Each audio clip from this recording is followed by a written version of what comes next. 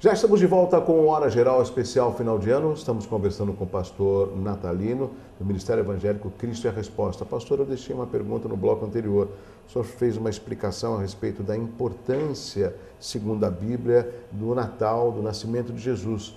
E, lógico, nós fizemos aí um comparativo de que as pessoas se preocupam mais em trocar presentes, se preocupar com a ceia e não sentir, divulgar, promover o espírito natalino. Como a população, como que o evangélico, como que o cristão pode estar nesse dia de Natal de bem consigo mesmo, pastor? Bom, primeiro a gente tem que voltar que Natal é Jesus. Esse é o assunto, ponto final. Porque só existe Natal porque existiu Jesus. Se Jesus não tivesse existido, Natal, eu brinco que o Papai Noel só existe... estaria desempregado, só por causa de Jesus. Se não fosse Jesus, não tinha... E essa questão, essa festa da família, ela toda embasada na pessoa de Jesus. Lógico, eu acho que aqueles que conhecem a Jesus, que tiveram uma experiência com Deus, conseguem celebrar o Natal com muito mais clareza. Né? Porque eu sei que quando eu sento à mesa com minha família, nós vamos orar, agradecer a Deus por aquele momento, agradecer por esse grande plano de salvação que foi a entrada de Jesus na nossa história.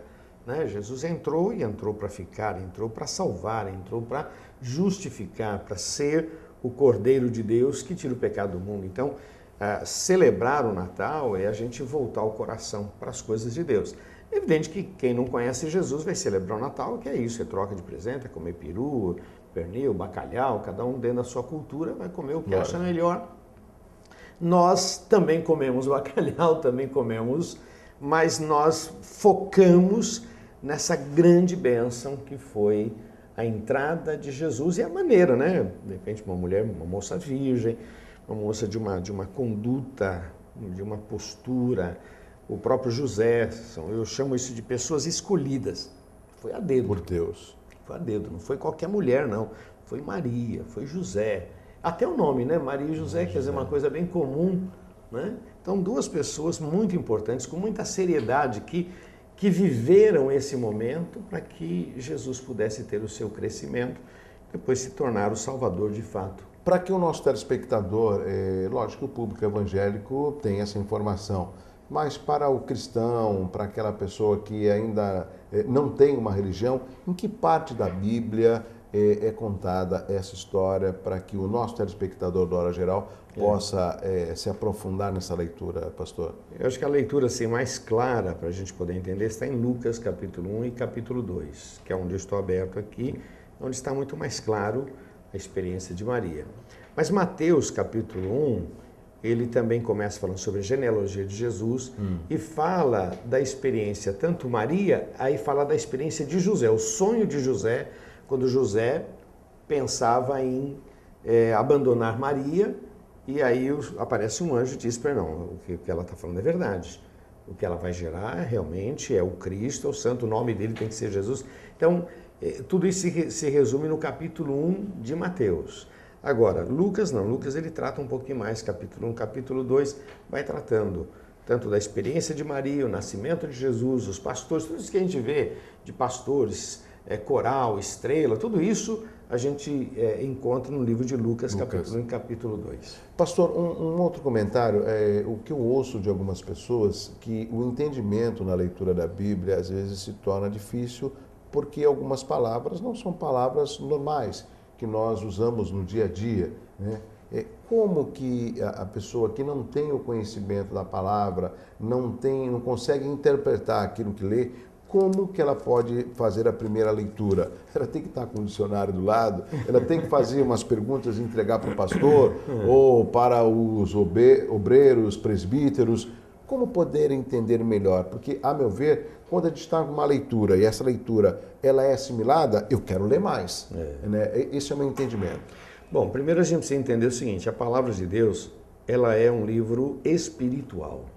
Então, ela foi inspirada por Deus. Homens, mais de 40 homens escreveram, inspirados por Deus, numa faixa de tempo de 1.500 anos, então você tem esses 66 livros. Então, para você ler e poder entender, a melhor coisa é você ter uma experiência com Deus. Entregar o coração para Jesus, porque ninguém melhor do que o próprio autor te dar a interpretação. Interessante que Jesus falou aqui em Lucas capítulo 8, versículo 10, o versículo 9 diz assim: os discípulos interrogaram sobre esta parábola. Jesus falou sobre a parábola do semeador. E eles perguntaram, e olha o que Jesus respondeu: a vós vos é dado conhecer os mistérios do reino de Deus, mas aos outros por parábolas, para que vendo não vejam e ouvindo não entendam. Os outros que aí que a palavra procura demonstrar, ensinar, é que são aquelas pessoas que não temem a Deus, que não conhecem a palavra. Aqui no caso, eram os outros. Tinha muita gente ali ouvindo e ele falou, um semeador saiu a semear, jogou uma semente, caiu no caminho, outra caiu nas pedras, outra caiu entre os espinhos, outra caiu em boa terra. E todo mundo, que maravilha. Entendeu uma coisa? Não. Os discípulos chegaram para Jesus e perguntaram, que parábola é essa? Que história é essa que você está contando? E Jesus começa dando essa palavra. A vocês é dado conhecer os mistérios do reino de Deus. A eles não, a eles por parábolas, para que vendo, não vejam. E ouvindo, não entendam. Então o que acontece? Tem muita gente que lê a Bíblia e diz, pô, não entendi nada. E com todo respeito, não vai entender muita coisa. Porque o grande segredo, primeiro, é eu entrar nessa palavra pedindo a Deus, Deus fala comigo. Orientação, né, para poder compreender aquilo. O que o senhor quis dizer aqui? Eu preciso perguntar para o autor. O que você quis dizer? Então, a partir do momento que eu oro e peço a Deus, a Bíblia diz que o Espírito Santo nos ajudaria, ele intercede por nós. Então, há uma ação espiritual sobre a palavra. Eu já vi advogados, pessoas dizendo, é complicado ler a Bíblia. A gente lê, nem tudo a gente entende. Por isso que eu fiz questão de perguntar para o pastor nesse sentido, né? E o que eu observo também é a linguagem que os evangélicos têm, os pastores, que eu destacaria o pastor Natalino, o próprio Silas Malafaia, o Silmar Coelho, o pastor Rosinha e tantos outros pastores, que agora me foge o nome, que tem uma linguagem totalmente popular. E eu acredito, pastor, que esses pastores, o senhor faz parte deles, eles procuram trazer uma linguagem mais do dia a dia, do cotidiano, para levar a palavra que está na Bíblia, para que a população em massa pudesse entender. Eu acredito que esse seria um dos grandes crescimentos da igreja evangélica. Nada contra os católicos, pelo contrário, até o público evangélico respeita os católicos, mas você vai numa missa, eu espero que o telespectador entenda, é aquilo mesmo numa igreja católica. Numa igreja evangélica, a gente consegue ter a mesma história, mas contada de forma diferente. De uma forma que você termina um culto, você fala, essa mensagem tocou em mim. Essa mensagem me transformou. Essa mensagem, eu acho que Deus falou comigo. Eu sinto nos cultos, não só aqui do Ministério Evangélico Cristo a Resposta, como de outros cultos evangélicos. Essa é a ideia da palavra de Deus para os evangélicos. Amém. Eu até quero sugerir para você que está em casa, pastor Cláudio Duarte. Entra no YouTube, pastor Cláudio Duarte. Ele, então, é uma figuraça. Traz uma palavra, uma alegria, uma interpretação muito legal. Duas coisas muito importantes a gente entender. Primeiro é a palavra escrita, que é onde a gente lê. Segundo é a palavra pregada, quando a gente ouve. O apóstolo Paulo escreve em Romanos capítulo 10, a fé vem pelo ouvir e ouvir da palavra de Deus. Então, eu posso ler a Bíblia, mas eu preciso ser instruído. Eu preciso aprender, alguém tem que me ensinar. E eu preciso aprender com alguém que já tem um currículo. Quem é esse camarada?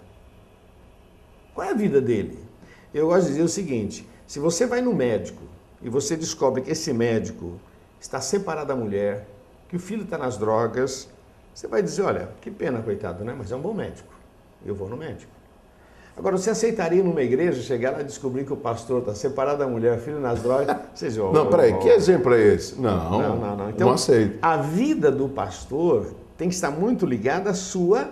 A mensagem do pastor tem que estar muito ligada à sua vida. Então, quando você vê a vida, esse camarada, vale a pena seguir, deixa eu ouvir esse camarada. Por quê? Porque aquilo que ele prega é compatível com aquilo que ele vive. Agora, pastor, em cima do que o senhor está falando, muitas vezes o público evangélico ele é mais cobrado do que o católico ou a pessoa que nós damos o nome do mundo. Tá vendo? Olha o que ele está fazendo, olha, ele xingou, e olha que ele é da igreja. As pessoas, ela pontuam assim. Por que que o público evangélico, ele é tão observado pela população em geral? Olha, o porquê, eu não sei, eu só sei que a gente é, né? Mas somos, eu né? às vezes, quando eu prego, eu brinco, né? Flora, se você tem dúvida se determinada coisa é errada, pergunta para o não crente. O não crente vai dizer, você é crente, você faz isso? Você bebe? Aí se o camarada sai pela tangente, não, mas a minha igreja pode, você fuma, você fala palavrão, o cara vai tentar escapar, porque na verdade são coisas que são esperadas de um crente. Uma vez me ligou um camarada e ele disse assim, pastor, olha, eu sou dono de uma empresa assim, assim, assim, assim, e eu tenho aqui uns 5 funcionários que é crente, eu estou precisando mais de uns 10 iguais a esse. Os camaradas são bons, são pé de boi, os camaradas são de confiança.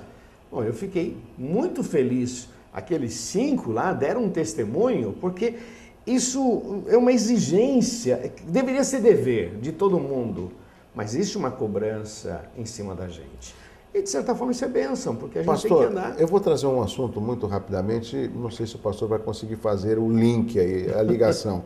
Nós estamos numa região que nós dependemos de crescimento, uma grande mão de obra, de qualificação.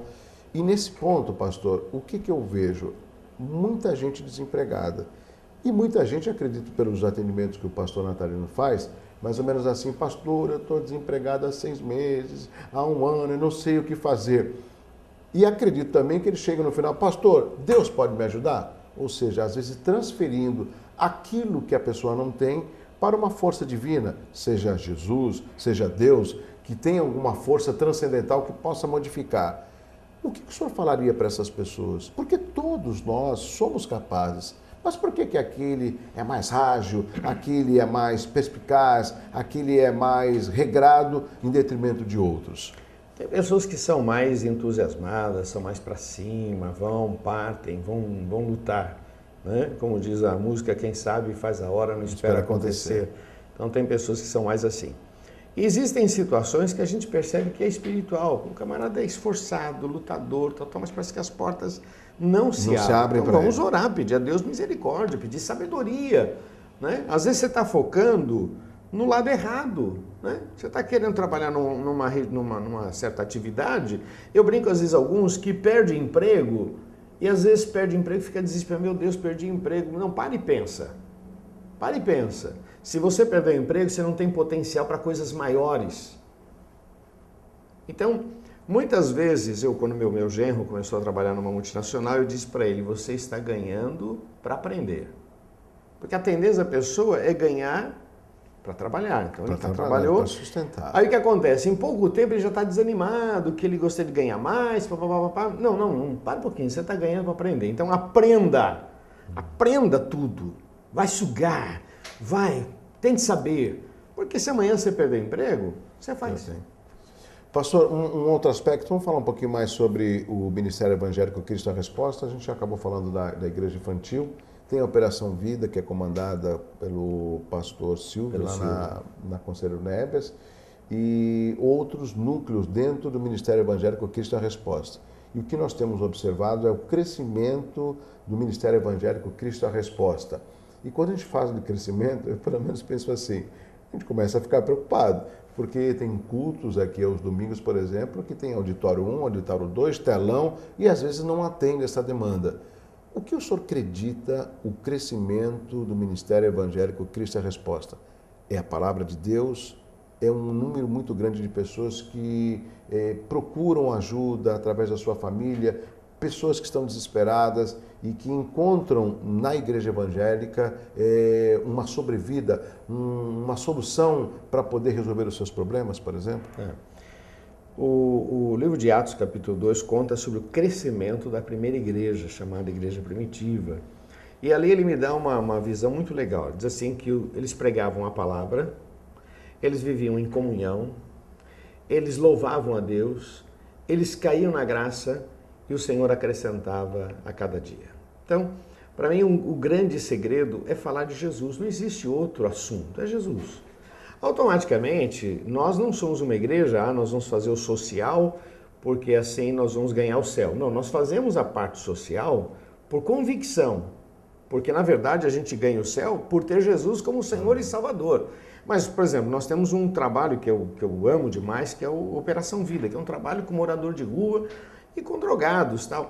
É um trabalho fascinante, meu irmão. Quando você vê aquela moçada que era um lixo, de repente o camarada começa, ele é restaurado, ele é inserido numa igreja. E quando ele está no lixo, pastor, me desculpe interromper, a autoestima dele é zero. Nossa, não tem por que viver. Se você perguntar qual o nome desses caras, eles falam qualquer nome.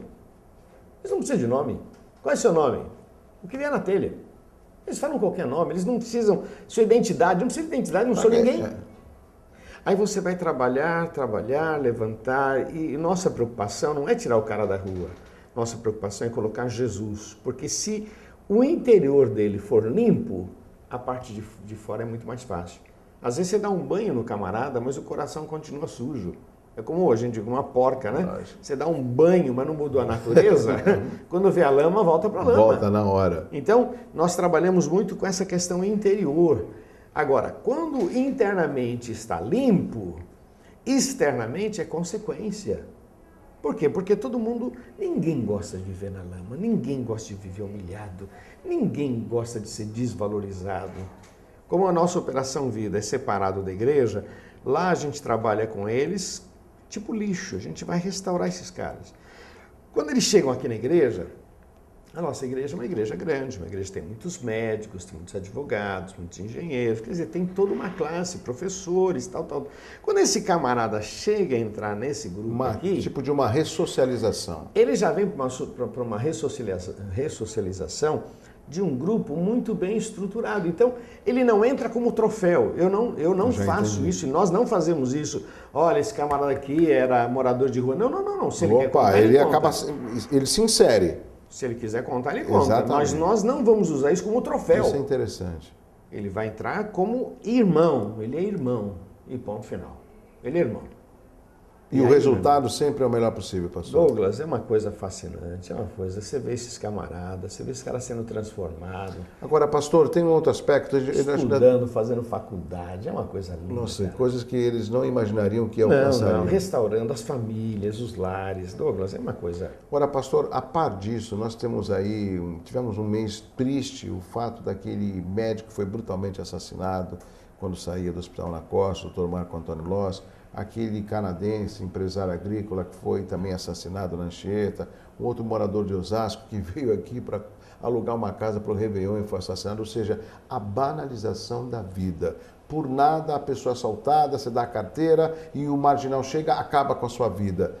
Por que isso está tão aflorado, está tão comum nos nossos dias? E o que me preocupa, a mídia em si colocando simultaneamente e os adolescentes e as crianças observando isso.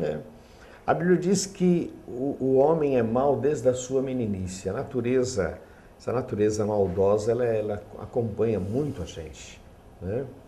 Agora, a ausência de Deus é que traz essa crueldade. Quer dizer, nós como sociedade, a gente foi empurrando Deus para fora. Não quero que fale de Deus nas escolas, não quero que fale, porque antigamente tinha aula de religião, lembra? Tinha, eu cheguei a ter. Não quero que fale de Deus, não quero. Quando você fala alguma coisa de Jesus, Jesus. Então, nós, sem querer, nós empurramos. Por isso que eu disse que quando a gente colocou Deus seja louvado na nossa cédula, nosso dinheiro valorizou. Quando você reconhece quem é Deus. Então, o homem, ele foi empurrando Deus para fora. Deus não se meta na minha vida. Bom, o homem é mau por natureza, o homem é egoísta, o homem é invejoso, isso é natureza humana. Você vê a criançada brigando por um brinquedinho, bate uma na outra. Não tem aquela maldade como tem um adulto, mas a maldade já está implantada ali. Briga com o irmãozinho, briga com o amiguinho, isso é a natureza. Nesse caso, só Jesus restauraria essas vidas? Só Jesus, cara, só Jesus. Jesus faz maravilhas. Porque outra preocupação, pastor, são os jovens que hoje o mais bonito é estar com uma garrafa de vodka ou de bebida, achando que eles estão curtindo. Desculpe, eu estou com 50 anos, pastor, mas eu não consigo ver que um jovem com bebida, ele vai curtir a sua juventude. Não, ele vai ser Ele não tem uma curtido. perspectiva do que é curtir. Há uma expressão na Bíblia que diz assim, que o príncipe deste mundo cegou o entendimento. Quer dizer, não cegou os olhos, cegou a compreensão. Né? Então, o cara diz assim, não, eu sei que isso me faz mal, mas não me importa, cegou o entendimento. Eu não quero estudar, eu quero puxar carroça, cegou o entendimento. Entendimento, a compreensão, a mente. Então você vê as pessoas vivendo um momento tão volúvel, tão ausência de Deus.